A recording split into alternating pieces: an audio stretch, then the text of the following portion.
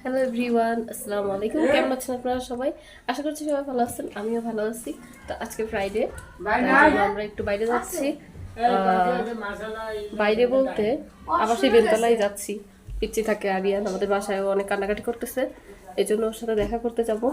আর আমি, স্নিগ্ধা আর আম্মু যাব বাইরে। না, সিনথিয়াও যাবে। ও আবার গেছিল আজকে একটু আমাদের এখানে আমাদের আরেকটা পিচ্চি ভাইয়া আছে, ওর বার্থডে ছিল, ওইখানে গেছিল।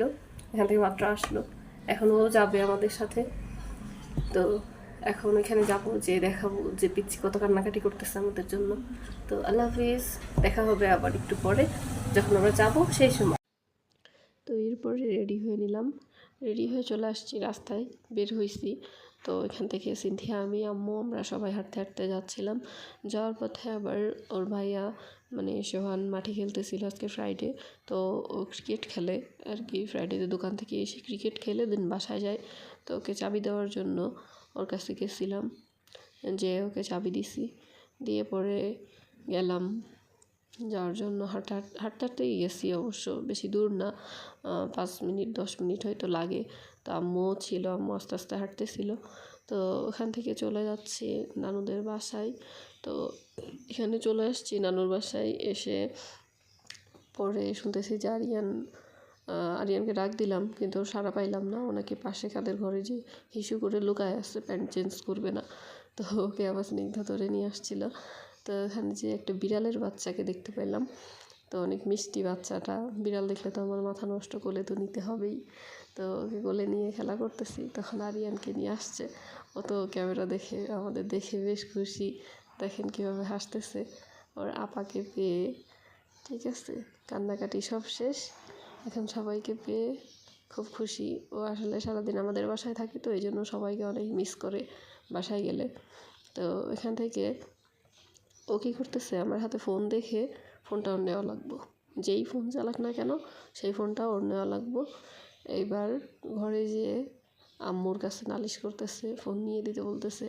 দেখেন কিভাবে যে আমার কাছে ফোন চাইতেছে, পটাইতেছে, সে ফ্লাইং কিস দেয়। হ্যাঁ, পোলাপানগুলো এত পাকা, যা শেখানো হয় অবশ্যই এগুলো আমরাই শিখাইছি। কারণ আমি সারাক্ষণ, ও আমার দেওর যেহেতু, তো দেওর ভাবি সম্পর্ক আমাদের, ওকে আমি সারাদিন এটা ওটা হাওয়া যাওয়া শিখাইতে থাকি। ঠিক আছে, আমি ওকে ফ্লাইং কিস দেই, ও আমাকে দেয়। তো আমার দেওরগুলাই আসলে সব এরকম ছোটো ছোটো কোলে করে নিয়ে ঘোরা যায়। তো যাই হোক, তোর সাথে এরকম খানিকক্ষণ শয়তানি করলাম। দেখেন মোবাইল নিয়ে দিতে বলতেছে আম্মুকে। তো ওর সাথে খানিকক্ষণ এরকম শয়তানি করার পরে চলে যাচ্ছিলাম টিচার ট্রেনিং কলেজ। আমাদের যশোরে একটি এরকম টিচার ট্রেনিং কলেজ আছে, এখানে সব জায়গা থেকে আসলে টিচাররা আসে ট্রেনিং করার জন্য। এখানে আমরা সবাই এটাকে বিএড কলেজ বলি। তো আসলে বিএড কলেজ কেন বলি এইটা আমি এখনও জানি না, কিন্তু বলে সবাই, তাই আমিও বললাম। তো টিচার ট্রেনিং কলেজে ওখানে যাচ্ছি, আর তো এক্সাইটমেন্টের শেষ নাই। তো আমার ভাগ্নি মানে আম্মুর বাসায় যখন যাই, তখন হুমায়রা ওকে নিয়েও আর কি ঘুরতে বের হই, এরকম ওর রিক্সা নিয়ে আসে কলেজের ভিতরে। দেখেন যে এই কলেজের এই দেওয়ালের ওপারেই কিন্তু আমার মার বাসা, মানে শ্বশুরবাড়ি, বাবার বাড়ি, রানী শ্বশুরের বাড়ি। পরপর গলিতে 5 মিনিটের দূরত্ব, একটা গলি থেকে আর একটা গলি। তো আমাদের বাসায় যাই নাই আজকে, কারণ কিছুদিন আগে যেই ঘুরে আসছি, এর ভিতর আর যাওয়া হয় নাই।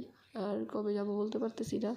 তো এখানে আসছি, কলেজটা অনেক বেশি সুন্দর, অনেক বেশি গাছপালা আছে, বেশ পরিষ্কার পরিচ্ছন্ন। এখানে বিকালে মাঠে আর কি পোলাপানরা খেলাধুলা করে, আমি এক্সপেক্ট করছিলাম যে মামাতো ভাই দুইটারে হয়তো দেখতে পারবো, ওরা খেলা করে এখানে বিকালে, কিন্তু ওদের সাথে দেখা হয় নাই, ওরা হয়তো আজকে আসে নাই।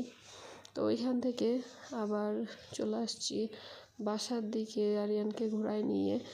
সে আন্টি তো মুড়ি মাখা করছিল, তো মুড়ি মাখা করলে ওরা খাইতেছে, তার লগে তো আরিয়ানের খাওয়াই লাগবো। সেও চামচ নিয়ে চলে গেছে ওদের সাথে খাইতে গামলার মধ্যে। তো এবার ওরা খাইতেছে, ওদের থেকে কাইটা কুইটা ওরও খাইতে হবে। ঠিক আছে, কিন্তু এগুলাও আছে, ও যে ছোটো মানুষ, ওকে একটু যে ছাড় দিবে তা না, ওরা তাড়াতাড়ি খেয়ে নেয় আর ওর জন্য রাখে না। আর ও তো খায় কম, নষ্ট করে বেশি। আর সবার খাওয়া দেখলে ওরও এরকম বাটিতে দেওয়া লাগবো, চামচ দেওয়া লাগবো, মানে জিদ, প্রচুর জিদ দেখায়। যাই হোক, ওদের সাথে এরকম করে খাচ্ছে দেখেন, আহারে বেচারা দেওরটা।